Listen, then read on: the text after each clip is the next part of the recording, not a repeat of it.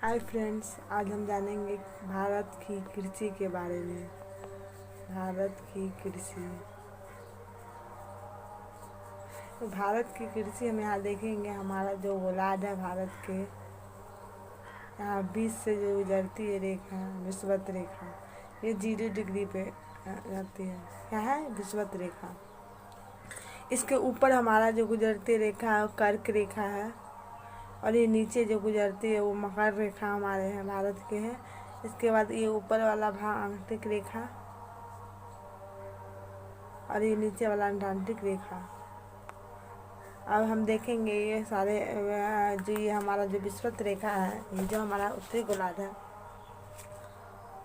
इसके मकर है 23.5 degree, 23 degree. ऊपर वाला 23.5 डिग्री। फिर यहाँ आर्कटिक रेखा जो है, अंटार्कटिक रेखा,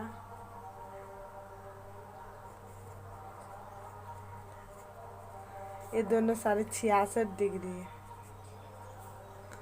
ये भी 66.5 डिग्री है। ये जान गए। ये हमारा विषुवत रेखा है, ये मकर रेखा। अब हम जानेंगे जैसे भारत की कृषि होती है वो मौसम के हिसाब से होती है। हर जगह जिस तरह के मौसम होती है उस तरह का उपजाऊ होता है। जैसे हम जानेंगे ये हमारा जो विषुवत रेखा है, इसके ऊपर वाला जो भाग है वो उष्णकटिबंधीय है, उष्णकटिबंधीय है। और ये इस रेखा के नीचे वाला भाग शीतोष्णकटिबंधीय है। इसलिए हमारा इसी हिसाब से हमारे भारत की कृषि होती है। जान गए। आज फिर हम जानेंगे। अब यहाँ जानेंगे, देखिए, खरीफ फसल। यहाँ 3 तरह की फसलें उगाई जाती है। उष्णकटिबंधीय और शीतोष्णकटिबंधीय क्षेत्र में हमारे 3 तरह की फसलें उगाई जाती है।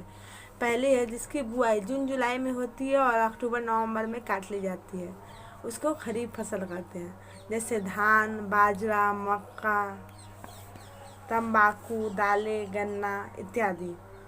रबी फसलें जो अक्टूबर नवंबर में बोई जाती है और मार्च अप्रैल में काट ली जाती है, जैसे गेहूँ, जौ, चना, मटर, सरसों इत्यादि। ये सब कब होती है? रबी फसल। शीतोष्णकटिबंधीय क्षेत्र में इसे अच्छा से हो, ये अच्छे से बोई जाएगी, अच्छे से उपजाऊ होगी। लेकिन ये जो खरीफ फसलें है ये उष्णकटिबंधीय क्षेत्र में अच्छे से होगी। जायद फसलें यह मार्च में बोई जाती है। ये जायद फसलें हैं, ये मार्च में बोई जाती है, मई जून में काटी जाती है। जैसे ककड़ी, खीरा, तरबूज, खरबूज, ये सब जो जितने भी हैं सब जायद फसलें हैं। अब जानेंगे नगदी फसलें के बारे में। नगदी फसलें, ये फसलें व्यापार के उद्देश्य से होती है। जो फसलें हैं किस उद्देश्य से की जाती है? व्यापार के उद्देश्य से किसानों द्वारा उगाई जाती है। जैसे कपास, गन्ना, जूट, तंबाकू, माने तुरंत इसको उगाया जाए, तुरंत इसको बेचा जाए, इसका ही मेन मकसद होता है। अब जानेंगे हमारे जो भारत देश है उसमें किस तरह का 3 तरह की कृषि होती है। स्थानांतरित कृषि, जिसे झूमी कृषि भी कहते हैं, समुच्चय कृषि और स्थानबद्ध कृषि। स्थानीय कृषि के बारे में हम आज जानेंगे। ये हमारा स्थानीय कृषि है। जैसे हम जानेंगे ये हमारा भूखंड है, यहाँ जंगल है, जंगल का एक हिस्सा, ये देखिए हम यहाँ जंगल का एक हिस्सा काट लेते हैं और उस पर कृषि करते हैं।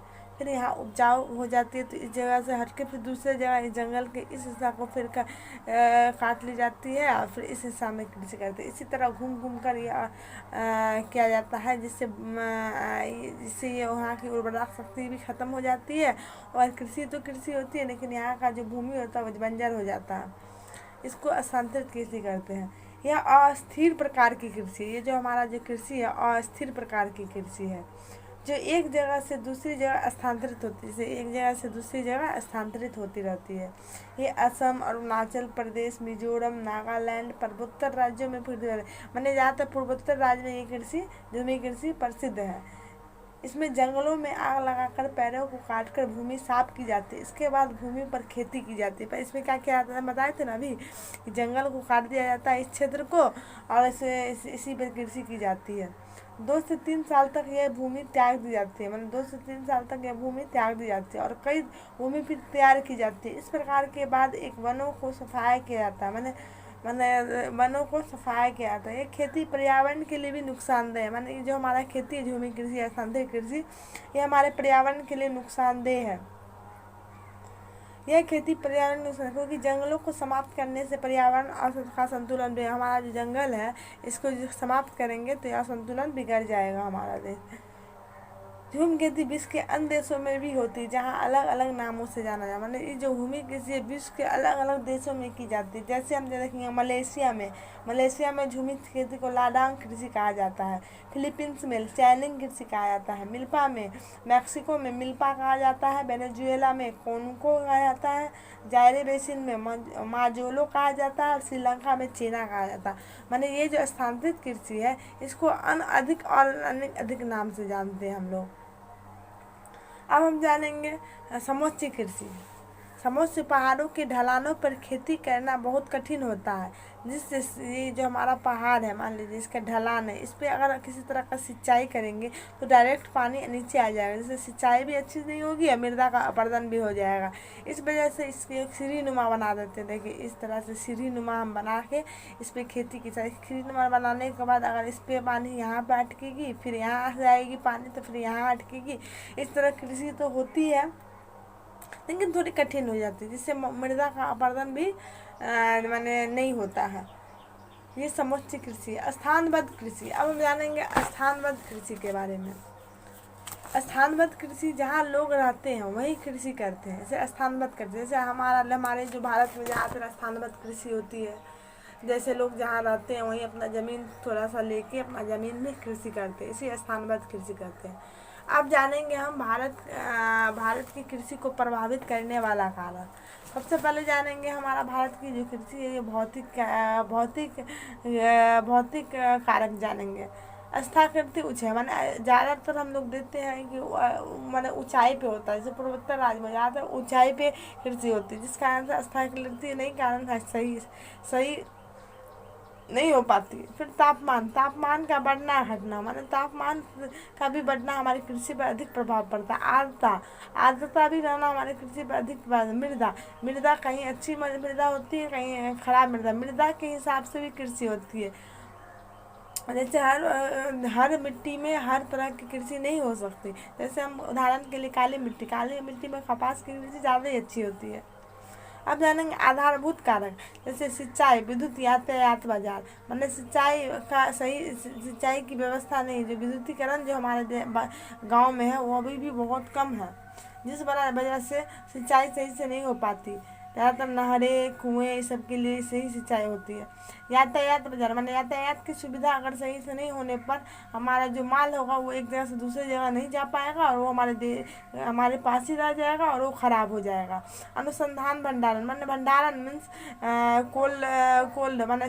कोल्ड स्टोरेज करने की जो क्षमता होती है, जो हमारा जो सामान होता है वो बर्बाद ना हो, उसे स्टोरेज करके रखा जा सके, ये भी एक आधारभूत कारण है। सब जगह ये व्यवस्था नहीं की गई है। अब जानेंगे तकनीकी कारण। अधिक उत्पादकता वाले बीज, जैसे रासायनिक कीटनाशक, मैंने अधिक जैसे कोई भी आदमी है, किसी के पास पैसा है, अगर कोई किसान के पास, तो वो अपना कीटनाशक ला के अपने ज़मीन में अच्छा डाल के अच्छा उपजा करता है। जिसके पास पैसा नहीं है, किसानों के पास हर चीज़ हर तरह का उपलब्ध नहीं है, वो कैसे करेगा? तो उस समय ये रासायनिक कीटनाशक का अभाव होने की वजह से भी कृषि अच्छी नहीं हो पाती। कृषि यंत्र, बहुत जगह कृषि यंत्र जो लगाए गए हैं, बहुत सारे गाँवों में बहुत सारी योजनाएं आए हैं, बहुत सारा कृषि यंत्र लगाए गए, हर गांव में अभी तक उपलब्ध नहीं, जिस वजह से हमारे गांव की कृषि पर अधिक प्रभाव पड़ता है। आज जाने कृषि की कारक के बारे में, हमारे भारतीय कृषि प्रभावित कारक। अब जानेंगे भारतीय कृषि की समस्याएं। हमारे जो भारतीय कृषि क्यों समस्याएं में आ गई है? जनसंख्या का भारी दबाव। जनसंख्या के भारी दबाव के कारण हमारा जो कृषि है, जहाँ हमारा मजदूर को इस ज़मीन पे 4 मजदूर काम कर सकता है, वहाँ 10 मजदूर काम करते हैं, जिसमें से 6 मजदूर तो बेरोजगार हो जाते हैं, उसको उस हिसाब से पैसा भी नहीं मिलता और वो कृषि नहीं कर पाते। जोत का छोटा आकार, मतलब हमारा जो हमारा हर क्षेत्र होता है, किसी किसी का क्षेत्र बहुत छोटा होता है, जिस वजह से वो क्षेत्र उसी क्षेत्र में छोटे आकार में ही खेती कर पाते हैं। वर्षा आधारित कृषि माने बहुत जगह ऐसी कृषि है, ऐसा परंपराएं चल रही है जहाँ वर्षा पर कृषि डिपेंड करता है। अगर वर्षा वहाँ नहीं हुई तो कृषि का वहाँ नष्ट हो जाएगी। लेकिन अब तो बहुत सारे आर्टिफिशियल आ गए हैं, जैसे नहर, कुआं, तालाब योजनाएं सरकार लाए हैं, जिस वजह से हमारी कृषि होती है। परंपरागत कृषि मैंने हमारा जो कृषि है, परंपरागत कृषि जो हमारे देश में है, जैसे कृषि जो कर रहे हैं लगातार, वो बेरोजगारी की वजह से बाहर जा रहे हैं अपने अपने आपूर्ति करने के लिए, अन्य पैसा अर्जित करने के लिए वो कृषि छोड़कर कहीं और जाके कुछ और रोजगार कर रहे हैं, जिस कारण हमारा कृषि व्यवस्था भी धीमी पड़ रही है। निम्न उत्पादकता माने हमारे जो रासायनिक कीटनाशक के जो सही इस्तेमाल नहीं की जाने से हमारी जो उत्पादकता होती है वो निम्न हो जाती है, माने कम हो जाती है। इस वजह से भी कृषि नहीं हो पाती। ये हमारे भारतीय कृषि की प्रमुख समस्याएं हैं। ये आज जाने हम कृषि के बारे में, कल हम पढ़ेंगे आगे इसके बारे में। Thank you so much friends. अगर किसी तरह का मिस्टेक हुआ होगा तो सपोर्ट कीजिएगा।